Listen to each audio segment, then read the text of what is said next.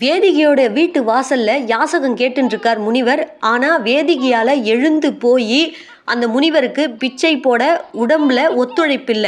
ஏன்னா நிற மாச கர்ப்பிணி, அவ வலியில துடிச்சுட்டு இருக்கா. பதில் சொல்றதுக்கு கூட அவளுக்கு தெம்பு இல்ல.